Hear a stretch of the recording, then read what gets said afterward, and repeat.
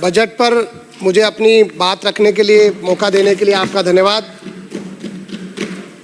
मैं 2 लाइनों से अपनी बात शुरू करूंगा कि सहरे तारीख के जलते हुए मंजर देखो, सहरे तारीख के जलते हुए मंजर देखो, कह कहे मार के हंसता है सितमगर देखो, हक की बातें मेरे हाकिम को बुरी लगती हैं, फिर भी कहता हूं कि आवाज उठाकर देखो।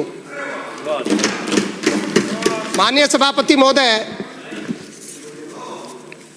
मैंने वित्त मंत्री जी का पूरा बजट भाषण मैंने भी सुना, राजस्थान की 8 करोड़ की जनता ने भी सुना, और आप और हम जिस सदन में बैठे हैं, महात्मा गांधी जी का जो तस्वीर यहां पर लगी हुई है, वित्त मंत्री जी ने अपने बजट भाषण में 3 घंटे तक पूरा भाषण पढ़ा। आपस में चर्चा ज्यादा हो रही है और मुझे महसूस हुआ कि जिस देश में लोकतंत्र की स्थापना करी, जिस देश में महात्मा गांधी जी का, अंबेडकर जी का, सरदार पटेल जी का, भगत सिंह जी का, तमाम हमारे स्वतंत्रता सेनानियों का जो योगदान रहा, कहीं ना कहीं वो हमारी इस लोकतंत्र की जो हमारी सीढ़ी है, हमारा ये सदन है, उसके बजट के भाषण में महात्मा गांधी जी का कोटेशन तो होना चाहिए था। जिनकी तुलना, जिनको आदर्श मानने वाले भले ही मार्टिन लूथर किंग जूनियर हो, और मैं तो ये कहूँगा कि दक्षिणी अफ्रीका के जो गांधी के रूप में नेल्सन मंडेला को जाना जाता है, उनका वाक्य आपको कोट करना बड़ी अच्छी बात है, लेकिन महात्मा गांधी, भगत सिंह जी, अंबेडकर जी की अगर बात आप करते तो सही मायने में इस देश में लोकतंत्र जिन सिद्धांत के आधार पर स्थापित हुआ, मुझे लग रहा है कि वह साकार रूप यहाँ पर नजर आता। वर्ष 2023 के विधानसभा चुनाव को अगर हम देखेंगे, माननीय सभापति महोदय, भारतीय जनता पार्टी को 1,66,00,000 वोट मिले, कांग्रेस पार्टी को 1,57,00,000 वोट प्राप्त हुए, और महज 2% से भारतीय जनता पार्टी की सरकार राजस्थान में बनी। मैं आपको कहना चाहता हूं कि मुख्यमंत्री हो या उप मुख्यमंत्री हो, सरकार हो, ये राजस्थान के 8 करोड़ की सरकार है। जहां पर अभी हमीर सिंह जी बोल रहे थे कि मेरे विधानसभा क्षेत्र में मुख्यमंत्री जी ने बहुत कुछ दिया है, मैं बड़ी पीड़ा के साथ कहना चाह रहा हूं, हम भी हमारी विधानसभा के हक की बात यहां पर हमेशा रखते हैं, हमारे क्षेत्र से जुड़े हुए मुद्दे रखते हैं, और मुख्यमंत्री जी अपने भाषण में भी कहते हैं, तो विपक्ष के विधायकों का भी ध्यान रखता हूं। बड़ी पीड़ा के साथ कहना पड़ रहा है, मेरे विधानसभा क्षेत्र का नाम बजट में एक बार भी नहीं आया। ये पीड़ा की बात है इस राजस्थान में, इस प्रकार के दोहरे मापदंड का हम, क्योंकि राजस्थान के 8 करोड़ की जनता मुख्यमंत्री जी से, सरकार से अपेक्षा रखती है, मेरे क्षेत्र की जनता भी अपेक्षा रखती है। मैं माननीय मुख्यमंत्री जी से, वित्त मंत्री जी से आग्रह करूंगा कि मेरे क्षेत्र की जो प्रमुख मांग है, मनोहरपुर खेजरोली में हमारे जो एक पूरे क्षेत्र में शाहपुरा में पानी की समस्या है, और जल जीवन मिशन में जैसा मंत्री जी ने हमेशा बताया है कि हमारे वहाँ पर कोर्ट का स्थगन है, 2 वर्ष 2.5 वर्ष हो गए, हमारे वहाँ पर कोर्ट का स्थगन खत्म नहीं हुआ, और पूरा विधानसभा क्षेत्र पानी की समस्या से जूझ रहा है। मैं आपके माध्यम से सरकार का, माननीय मंत्री महोदय का ध्यान आकर्षित करना चाहूँगा कि हमारे क्षेत्र में पानी की, जल की व्यवस्था ठीक हो, और वहाँ पर जो मुख्यमंत्री जल योजना है, शहरी जल योजना है, उससे हमारे मनोहरपुर शहर को, खेजरोली को जोड़ा जाए, हमारे गाँव में व्यवस्था करी जाए, और जयपुर के नज़दीक होने के बावजूद हमारे खेजरोली, मनोहरपुर बहुत बड़े कस्बे हैं। मैं आपसे आग्रह करूंगा कि वहाँ पर सह शिक्षा के महाविद्यालय स्थापित किए जाए।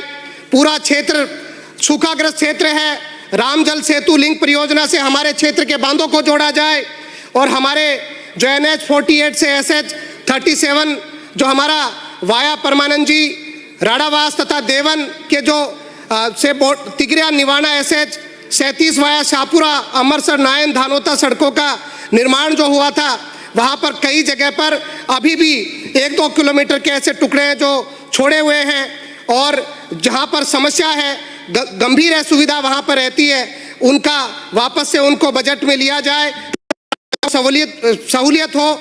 और क्षेत्र में सड़कों की स्थिति बड़ी गंभीर है, रास्तों की स्थिति बड़ी गंभीर है, उनको भी मिसिंग लिंक से हमारे गाँव में मिसिंग लिंक दी जाए। मैं बात करना चाहूँगा कि कानून व्यवस्था की दृष्टि से हमारे क्षेत्र के राणावास, देवन, गोना कासर तथा खोरा लाडखानी, कुंडाधाम गोना कासर खोरा लाडखानी में पुलिस चौकी स्थापित की जावे। शाहपुरा मुख्यालय पर NI एक्ट न्यायालय स्थापित किया जाए। उप तहसील अमरसर, मनोहरपुर, खेजरोली को तहसील में क्रमोन्नत किया जाए। हमारे शाहपुरा में नवीन ADM कार्यालय स्थापित किया जाए और स्टेट हाईवे 13 शाहपुरा से अजीतगढ़ तक 4 लेन चौड़ाईकरण करवाया जाए। शाहपुरा आगार को पृथक से प्रशासनिक व वित्तीय शक्तियाँ प्रदान की जाए। उप जिला अस्पताल शाहपुरा के ब्लड स्टोरेज को ब्लड बैंक में क्रमोन्नत किया जाए। क्षेत्र के अस्पताल, पशु चिकित्सा केंद्र को क्रमोन्नत किया जाए ताकि बेहतर जो स्वास्थ्य सेवाएं वहां पर मिल सके। मैं और भी हमारे क्षेत्र की जो समस्याएं हैं उन हमेशा अवगत कराता रहता हूं। माननीय मुख्यमंत्री जी को लिखित में भी दिया है, वापस भी मैं दे दूंगा, पूरक बजट में उनको शामिल किया जाए। मैं माननीय सभापति महोदय, जैसा हाल प्रदेश में हो रहा है, आज ऐसी स्थिति बनी हुई है और जो हम सदन के लोग हैं, जहां पर बैठ करके हम चर्चा करते हैं, राजस्थान की बेहतरी के लिए चर्चा करते हैं और उसके बाद में भले ही बजट आता हो, भले ही हमारे जो सदन के सदस्यों की वक्तव्य आते हो, हम सब लोगों को समझना पड़ेगा कि बजट केवल ऐसी बात नहीं है कि केवल बोल दिया जाए, उसका इम्प्लीमेंटेशन कितना है। अभी तक अगर आप देखेंगे तो 74% घोषणाएं ऐसी हैं जो पिछले 2 बजट की अभी तक अधूरी हैं, उनका अभी आपने 26% तक की आप पहुंच पाए हैं। तो ऐसी स्थिति में उनका क्रियान्वयन पूरा हो।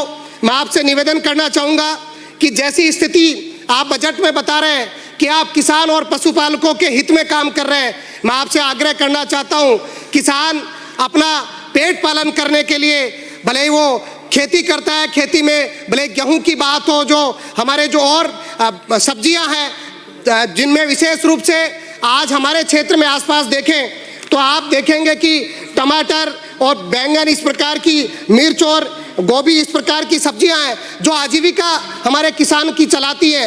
आपसे निवेदन है कि उनको उनकी जो जितना वो पैसा खर्च करते हैं उसका भी उनको वापस नहीं मिल पाता। कई बार तो भाव इतने कम होते हैं कि उसको वो तोड़ता ही, उनको फसल को तोड़ता ही नहीं है। तो ऐसी स्थिति में मैं आपसे मांग करूंगा कि राजस्थान में हम सब लोग ये प्रयास करें कि सब्जी पर MSP लागू की जाए ताकि राजस्थान के किसान को फायदा हो। जहां पर मैं उदाहरण देना चाहूँगा, जो दूध की बात मैं आपसे करना चाहता हूँ, पशुपालकों की आप बात कर रहे हो, आप कह रहे हो कि पशुपालन हमारा आगे आ गया है, पहले प्रथम नंबर पर था अब दूसरे पर आ गया है, तो आप कौन सी बात कर रहे हैं। लेकिन मैं आपसे आग्रह करना चाहूँगा, हिमाचल प्रदेश में कांग्रेस की सरकार ने जो दूध पर MSP का कानून वो लेकर के आए हैं, मैं आपसे आग्रह करना चाहता हूं कि राजस्थान की सरकार भी पशुपालकों के लिए MSP पर, दूध पर MSP लेकर के आए। मैं शिक्षा व्यवस्था की आपसे बात करना चाहूँगा, जो हालात स्कूलों के बने हुए हैं। माननीय महोदय, मेरा 15 मिनट का समय दिया हुआ है, आप देखें जरा।